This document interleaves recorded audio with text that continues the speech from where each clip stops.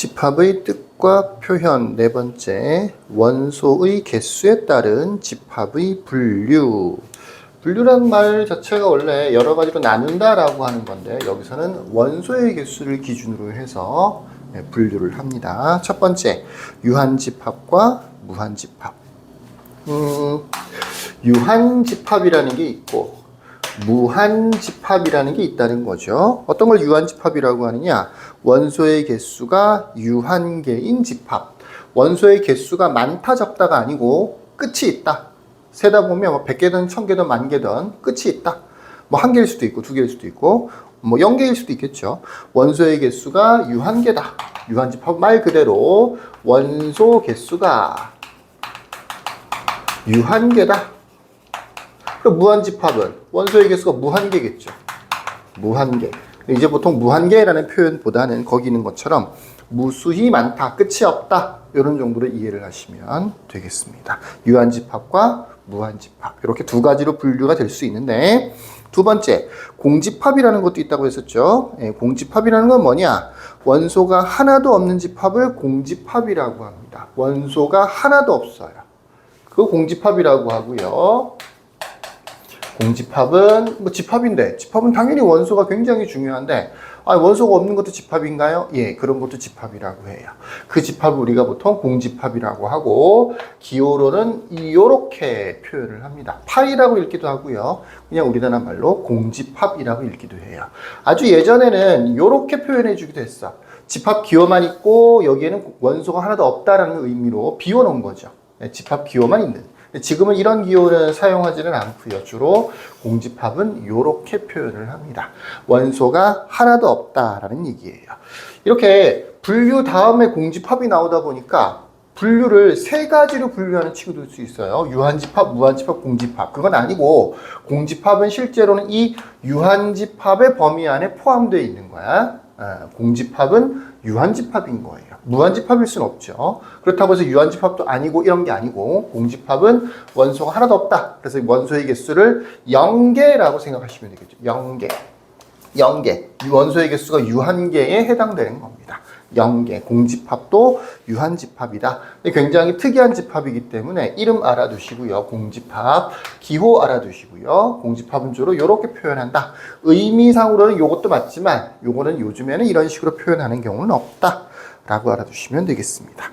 참고로 공집합은 원소의 개수가 0이므로 유한집합으로 생각한다 라고 알아두셔야 돼요. 따로 있는 게 아니에요. 유한집합, 무한집합으로 분류할 때는 공집합은 무조건 유한집합이 되는 겁니다. 자, 다음 페이지에 보시면 어떤 내용이 나와 있냐면 유한집합의 원소의 개수를 나타내는 방법이 나와 있어요. 유한집합인 경우에는 원소가 딱 개수가 정해져 있다 그랬었죠. 그죠? 끝이 없는 게 아니라서. 이 유한집합인 경우에는 집합 A의 원소의 개수를 기호로 n 괄호 열고 a와 같이 나타내줘요. 함수랑 비슷한 표현인데 n 괄호 안에 집합을 집어넣습니다. 그러면 a라는 집합이 예를 들어서 1, 2, 3, 땡땡땡 이렇게 해서 10이라고 돼 있어. 누가 보더라도 1부터 10까지인 거죠. 총 몇 개예요? 당연히 10개겠죠. 이런 경우에는 na는 10 이렇게 표현해 준다라는 얘기예요. na라고 하는 게 A라는 집합의 원소의 개수를 나타내는 마치 함수 같은 표현법인 겁니다. A의 원소의 개수 이런 뜻이에요. I의 집합을 집어넣어주는 경우도 있어요. 이런 건 어떨까요? 배웠죠? 공집합이라고 썼죠? 이건 0이라고 하는 거예요. 예를 들어서 N, 괄호 열고 1, 2라고 돼 있어. 그 무슨 뜻이 될까요? 이 집합에 원소의 개수가 지금 1, 2, 2개 있으니까 2개잖아. 그럼 2라고 표현이 되는 거야. 이렇게 문자를 집어넣어 주는 경우, A라는 집합에 이름을 집어넣어 주는 경우도 있고, 집합 자체를 이렇게 집어넣어 주는 경우도 있어. 결과적으로 N 얼마라고 하는 것은 숫자입니다. 숫자. 얼마. 숫자가 되는 거예요. 그래서 계산도 할 수 있어요. 예를 들어서 A라는 집합은 1, 2, 3, 4, 5라고 되어 있고요. B라는 집합은 2, 3, 4, 5, 6, 7이라고 되어 있다고 칩시다. 그러면 NA라고 하는 거는 얼마가 되느냐면 5개겠죠, 원소가? 그러니까 5라고 하면 되고요. NB라고 하는 것은 하나, 둘, 셋, 넷, 다섯, 6개잖아. 6이라고 하면 되겠죠. 그래서 만약에 Na 빼기 NB라고 한다.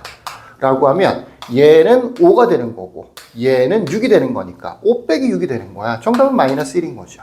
그러니까 n이 붙으면 그때부터는 집합이 아닌 거예요. 원소라는 개념이 아니고 원소의 개수라는 숫자로 바뀌는 거예요. 숫자. 그러니까 덧셈, 뺄셈, 곱셈, 나눗셈 얼마든지 계산도 할 수 있다. 참고로 알아두시면 좋겠습니다. 자, 거기 보면 주의 잠깐 봅시다. 집합 요렇게 생긴 거. 요거 착각들을 많이 해서 이렇게 생긴 거는 공집합이에요. 이렇게 생긴 거는 공집합이 아니에요. 요 기호 한 개를 원소로 가지는 집합인 겁니다. 그러니까 얘는 엄밀하게는 원소가 한 개 있는 거예요. 원소가 한 개 들어있는 것이죠. 얘는 아예 원소가 없는 겁니다. 그래서 얘는 공집합이고 얘는 공집합이 아닌 거예요. 만약에 이거는 착각하는 사람들이 많지는 않은 것 같은데 이렇게 생겼어. 이것도 0이라고 하는 원소 한 개가 들어있는 집합인 거예요. 0이니까 없는 거 아닌가요? 그런 거 전혀 아니에요. 0이라는 숫자 하나가 들어있는 집합입니다. 그러니까 원소의 개수로 따지면 얘는 0개, 얘도 1개, 얘도 1개 이렇게 구별이 되는 겁니다. 무슨 얘기인지 아시겠죠? 자, 여기까지. 끝.